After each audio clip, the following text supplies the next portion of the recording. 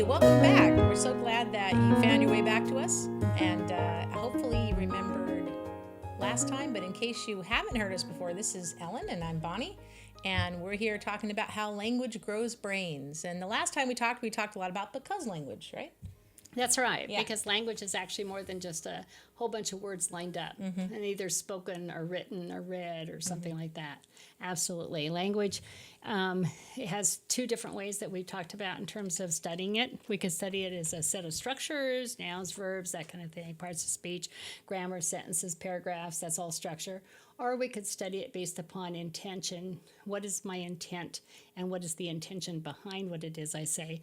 And then what are my beliefs? And how is it that I use language to modify my beliefs? And we ask you to kind of think about it, those of you that are returning. And then, how do I use language for behavior? Do we actually use language to help us understand? Because you can't just take a chair unless you end up grabbing it and holding on to it. Go take your seat, right? It doesn't work, right? Yeah. We have a lot of idioms that we use in our language that really are difficult to understand because a word is actually a whole lot of concepts, okay? Yeah. And one other thing I don't think I brought up, too, is that we were talking about this idea that there's so much more to language than words. And yet Okay, I just totally lost it. You're going to have to do that one out. Anyway, go ahead. Well, it is more than It is just more than words. I had a thought. Okay, Let's see if I catch it later. Doesn't that happen to you, like you lose your train? Yeah, that's okay.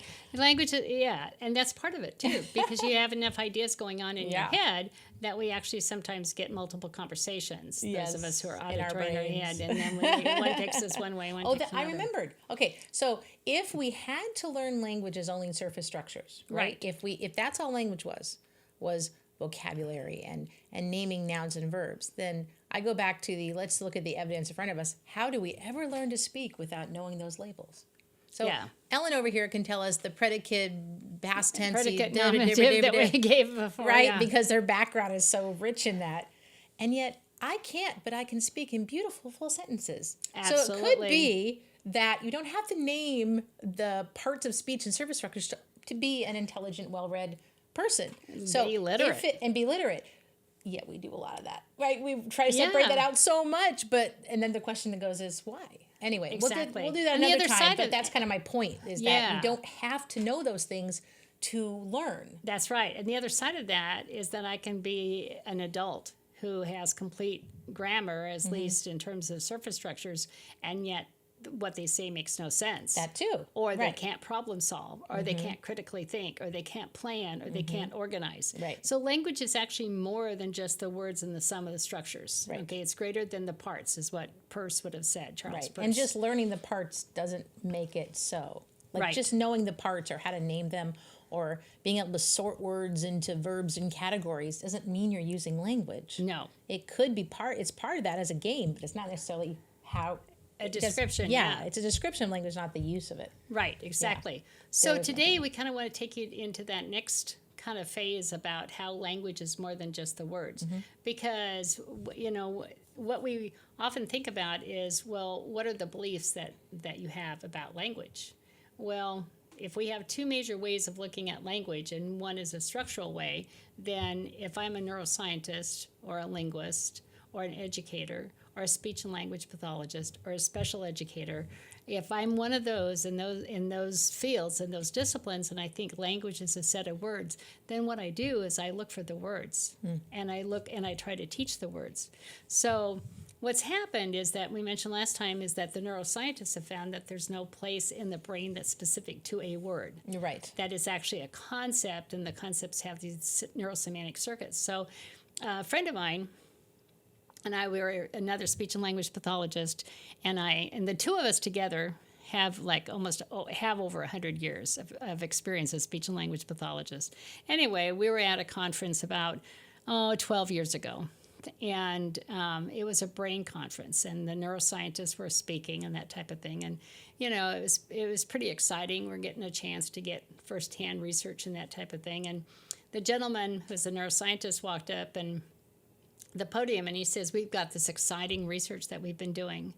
And of course, then the question becomes, well, what was it? And he says, well, what we did was we asked individuals to tell us what they were thinking when we gave them a word. We'd either speak the word or we'd have the word printed and we'd hold it up. And we would then image the brain to see what part of the brain was being used for those words. And we thought, oh, that's interesting. So his belief is that language consists of words. See that? Because that's what influenced his study. Right. That's how it influenced his study. That's and right. So that's how he set it up. Exactly. And so that's, because your beliefs are going to determine your curriculum. Your beliefs are going to determine your neuroscience. Your beliefs are going to determine your impression of what the government is doing or not doing, or your ethics in law, whatever it happens to be. It's your beliefs underneath that the meanings that you've acquired, because remember we said they're unique, that are going to determine how you're going to interpret things. So, we sat and listened, and he said, what was really fascinating about the research, he said, was that they found that they could say beach, and there were these people that didn't have any pictures in their head. They didn't have any visual graphics. And Carol is the other person, and myself. Hi, Her name, Carol. hi, Carol. Her name is Carol Cowlitz, and she's in Vancouver, Washington. Awesome, and absolutely professional. amazing. We might have her on sometime. Yeah, exactly. Anyway, she was sitting next to me, and we immediately looked at each other because neither one of us actually have these mental visual graphics, okay? We have our thinking, our concepts is in sound, okay? And this neuroscientist was just fascinated at the fact that there would be these people like Carol and myself who would have these graphics visually in our head. And I said, I'm thinking to myself, well, give us an example. And so he did. The example was beach. And the minute he said beach, then my thinking is the why because piece that we talked about last time, which is, well, why are you looking for a specific answer to beach? Because you say beach to me, and I want to know, do you want to talk about the beaches that we had as a kid on the river? Do you want to talk about the beaches at the ocean? Well, which coast? Is it the East Coast or is it the West Coast? Is it an Oregon beach or is it a Florida beach? Is it a Florida beach on the west side or is it a Florida beach on the east side? Because they're different. Is it a beach out in Hawaii that's black sands or is it a pink beach? There are those pink beaches that you see in Australia and they're pretty cool. I've seen those too. So which kind of beach would you like me to tell you about? Because you have to tell me more than a single word. Because language is more than a single word. Language is a set of concepts, and I have lots and lots of layers of concepts for lots and lots of different beaches. So, from their perspective, their set of beliefs about what language was as a set of words, they found it fascinating that there were these people, about 5% of us, who could not, in fact, come up with these mental images. But they didn't ask me to come up with my understanding of beach. They asked me to come up based on a word what my mental image was. And it's kind of like, well, which one do you want me to describe? Okay? And so I think it's really important that we understand that all of us, whether we're neuroscientists or educators, we come in with what we already know. We come in with what we believe. And if we think that we know everything about language because we speak it, right, everyone does. Therefore we're all experts of it. Most and of then us, we don't have to have any classes and in higher ed if we're going to be an educator about language, even though we're teaching 5-year-olds and 6-year-olds and 7-year-olds, or we're in special education and have kids who don't have language, or we're, in ESL and the kids haven't really acquired a first language, even though trying to learn a second language. I mean, there's at some point, your beliefs are going to determine and or restrict and or help you expand and grow your brain, one of the two. So my thinking is always, when people listen to me, sometimes they'll go, oh man, I wish I had known that earlier, or oh man, I wish I had that information. It's like, well, that's part of our learning system. Absolutely. What we do is we take what we already know and we add to it. That's what grows our brains. Right, and if I think about, so I graduated in 1995 and started working in public schools. I didn't meet Ellyn until the fall of 2000, and then even then, it took me a couple of years. I started to use some of methods and ideas that we've been talking about pretty quickly. But there was a time there where I was doing what I'd been taught. Absolutely, I was doing the curriculum and the different behavior things I've been taught, and I didn't feel like it was going very well. Like I was like, I don't see a lot of change in kids, but I didn't have the words for it yet. And after I started to learn more about language and how to help kids in ways that match their learning system, I could have spent the time being frustrated and having regret. But instead, I said, well, now I know it. So now I'm going to do better. I'm going to do better from what I know. And even in the last 26 years, that's refined even more. Oh, yeah. Right? That what I understand with children and adults and how to help other people with, learn in their own best way with their own brain has continued to evolve. This is not Absolutely. a static. No. Life isn't static. All we can count on is change, right? That's Absolutely. And our brains will continue That's to do right. that as long as they're healthy. They'll continue to do that grow our and entire change. lifespan. Yeah, but regret is not It's not move you healthy. forward. No, It's it not doesn't move healthy. you forward. Right. And the fact that you didn't know everything at age 20 or 25 or whatever, I mean, that's an unhealthy brain. Yeah. Okay. What you want is you want to make that brain actually be challenged, and just like we want to challenge the kids and ask them questions that are open-ended so that they have a chance to answer them the way that they understand them. Right. Okay. Right. So And is this like if you learn Yeah. something new here that challenges you in a way, that's Right. actually you growing your brain. Right? Absolutely. We call that cognitive dissonance, where you're like, wait Yeah. a second, I haven't heard that before. That's not what someone told me. It doesn't Yeah. mean it's not true or real. Right. But it's new to you, and that's okay. Absolutely. So chew on it for a while, stew in it, and Right. see what you gain, right? It's Right. not, but it's not like a blame or regret game. It's more, No. we're moving forward. Let's add some more knowledge. Yeah, Let's add it. absolutely. Yeah, it's called refinement semantically. That's the meaning of it in terms of concept attainment, is that we refine our thinking. And we can give some examples just for a specific concept. For example, if you think about table, if you ask a 2-year-old, what's a table?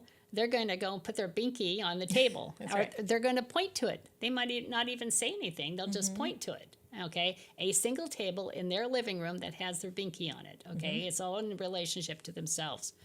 We call those semantic relationships. Anyway, if you ask a 5-year-old, what's a table? A 5-year-old's going to tell you, well, teacher has a kidney-shaped table at school, and grandma has a different table, or there's a table over there.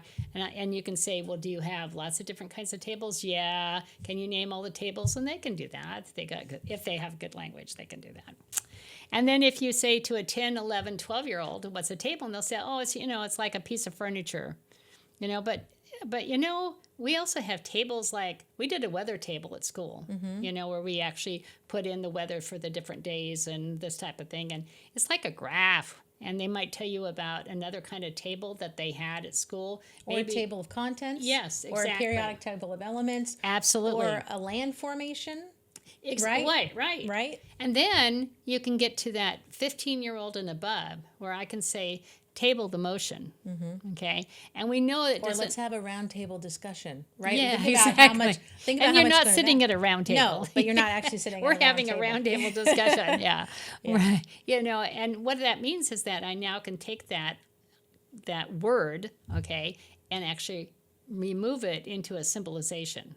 Okay, it no longer represents something physical in the here and now present. It actually is enough displaced from the actual referent that it means something greater than the actual physical entity that it is. And at that point, I can use language to actually change my beliefs and change my thinking and help me refine. So when you said to yourself, after you realized that you'd been out there teaching a little bit and you weren't real happy about it, and you said to yourself, gee, I need to know more, you used your own language to refine your thinking. Right. Okay? And as adults, we continue to do that. I was thinking the other day, so we were talking about how as a child we grow and our understanding of a single concept like table grows. But I was thinking as an adult, I've done that.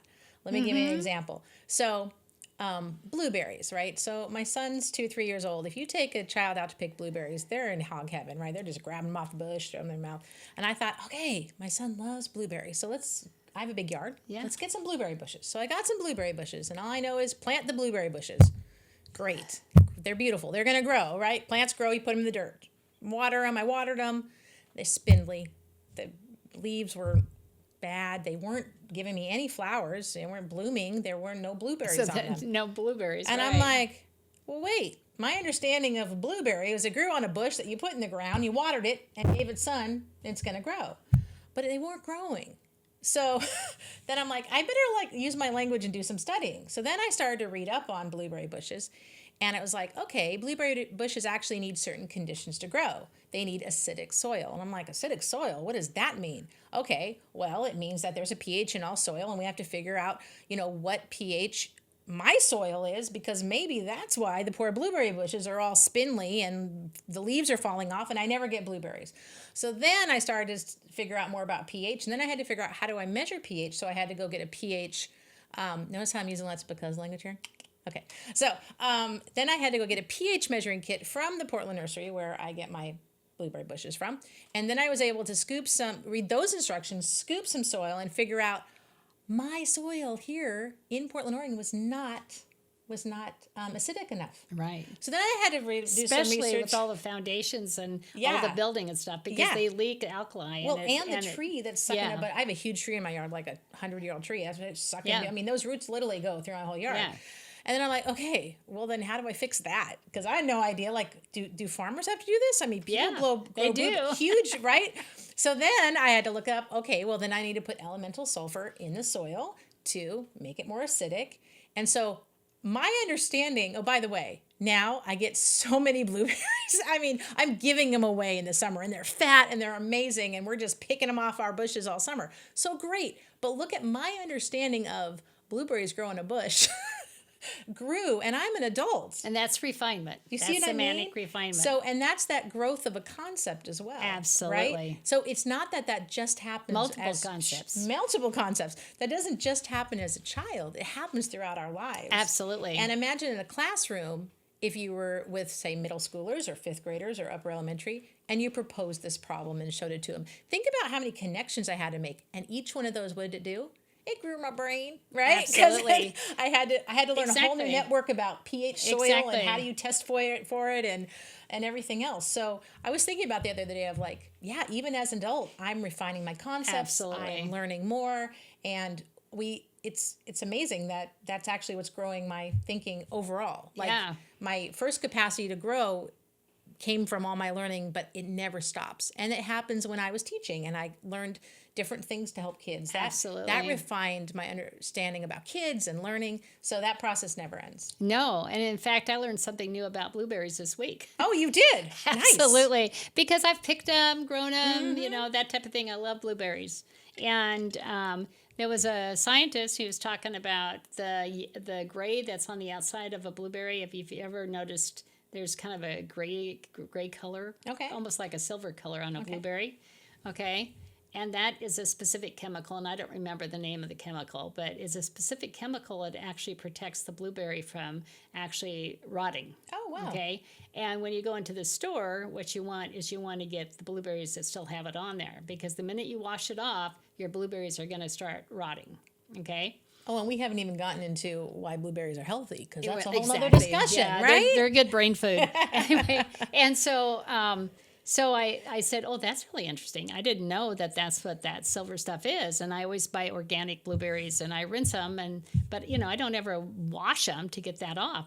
Well, I picked up some groceries and somebody else had done the shopping, and I took them home, and the container had these bright, beautiful blueberries, but they were solid blue. There was no gray on them whatsoever. Gonna eat those fast.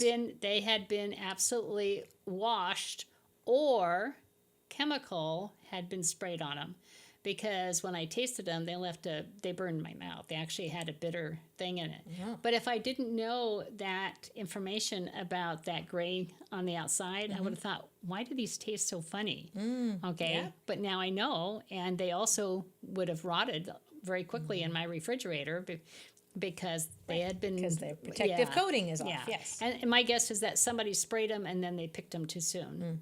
But it got rid of all that coating. And then they probably ran them through a wash, and it didn't take all the chemical out. But anyway, so I learned something new about blueberries. So that's called refinement. And kids do that. They layer, and guess what? The brain does that too. It actually, it almost grows in concert with it. So absolutely. If you saw that I was going on to all these tangents to solve a problem, first of all, there's the because language, right? We're solving problems. As I was going through all those tangents, each one of those are actually helping to connect or strengthen to another neural network or another neural circuit, and That's then right. once again it's growing and growing. That's right. Every act of problem solving where you're And when you know, do switching multiple that. tasks to Yes. refine it, Yep. you actually are using also the synergy of the brain itself, which is includes both hemispheres. Right. You know, we don't have these little specific regions for specific things. You know, and if somebody tells that to you, then that's pseudoscience. That's a neuromyth. Okay? Right, because the whole brain lights up when That's the you're whole- problem solving. yeah. It's not left or right or front or back. It's Well, no, yeah, we're and using there different things. There could Yeah. be, you know, you have layers of gradation of response in the brain according to are you doing an action, are you doing a task, are you using oral language, you have that kind of because the circuits themselves are going to interconnect in specific regions, but you have multiple regions being connected, especially with language. Okay, Yeah. you know, and there's been research out there about music and how music helps grow brains. Well, there's a reason for that. If you look at the regions for music, okay, you'll find that they're the same regions that you have for language. Yeah. So I'm you know a big fan of getting music into all of our schools and all of our kids using music because There's it's actually a lot of research on how much it Yeah. helps with, because you're using those same language regions, how much it absolutely. impacts attention, focus, exactly math, all Right. these other subjects. Actually is so calming for the body Absolutely. when you're making music. Of course, listening to music's wonderful too. As a Right. musician, I know that when I'm actually making music, that's when I'm just in that real, like, I don't know, Zen state, or like in the moment where I know using every part of my brain when I'm playing piano Absolutely. and singing. There's nothing else there, but I know that I'm in that really active moment of Absolutely. learning. Yeah. Yeah, and the thing is that you can explain that too, which means that your music is more than just an appreciation or a passive way of being calmed like a baby. That you know that's responding to the sensory input. That you actually, when you're making music, you're actually using a lot of the language itself to make the music. Okay, Yep. and there's been some research about that. You know, the difference between a professional musician, somebody who can do the music like Bonnie does, and somebody who sits back and enjoys it. Okay, there's actually brain differences, and a lot more of the language areas are affected with the professional musician than the person who just passively enjoys it. Well, in a way, when you make music, you are problem solving, right? You're figuring out how the Absolutely. chords work, and you're making sure if you're playing a single instrument like a cornet or a trumpet, you're remembering where your fingers go while you're Right. activating the visual. There's a lot going on, so it doesn't surprise me. And that you're also that's the you're case. listening to the other people. Yeah, and you're trying to match and you're pitches watching. and, You know, if there's yeah, somebody conducting it or dynamics. whatever, you've got to Yeah. watch them. And yeah, exactly. Yeah. So there's lots of pieces there to problem solve. Yeah. So you know, I want you to think a little bit now about what a term might be that would have multiple meanings, especially in today's modern world. Because, you know, in my world, when we filled out budgets years and years and years ago, if it said software, it meant tongue depressors, okay, and cotton balls and those kinds of things. It did not mean computer stuff. And hardware meant tables and chairs and things that you didn't replace all the time after one use type of Yeah. thing. That was the hardware. Today we know if it says hardware, you're supposed to be putting something in there that has to do with the computer. Okay, so you know, as the environment changes, so does the terminology. So do our brains. Our brains start to layer, and we start to get the neocortex that has these little layers in it. And you know, if you took your brain and you stretched it out, the neocortex, which is the outside part of the cerebrum, if you were to stretch it out, it's about the size of a standard pillowcase, and it's about that deep. Okay, so that deep, and it's all crunched in, and all that volume occurs by the time a child's 6, 7 years of age. And it's done because of all these connections that are being made. So the word that I'm going to send you with today is apple. I want you to think about apple, because there are multiple meanings and multiple layers to that word apple. And we use them in modern day, very different perhaps than you might have used as a child. And I know that I saw a early childhood classroom one year, which started out with a picture about a family picking apples. And that was their event all year. They started with that, and they eventually took the city kids out into the orchard, and they learned all kinds of things. And what they found was that most of those kids were 2 and 3 years above age level for language, and they came in with deficits. By just studying every aspect of it. Well, and just refining your thinking and like we problem did with solving. blueberries. Yeah. Yeah. And they wrote about it, they drew about it, they talked about it, they did multiple ways of assigning meaning and then used that meaning. That's the functional part because they have to communicate, that's your pragmatics. It has to be meaningful to them, so you have to set that up so that it's coming off of their system, and it has to be able to be symbolized. So kids could tell you about fruit and how you got it to the market, okay? And they were little bitty kids, they weren't our teenagers. They were actually young kids that could talk about a farm versus the city and how much it would cost to buy apples and how much they weighed per pound and stuff like this. So, yeah, it's pretty cool. So think about this idea of apple and how many different ways we use it, how much understanding we have to really perceive it, and we'll see what you think about that. And we'll talk about it next time. Right? Absolutely. All right, so as you're thinking about apples and everything you can about them, you're growing your brain. So that's right. Keep thinking about it. Right. Good to have you join us again today. Bye-bye. Bye.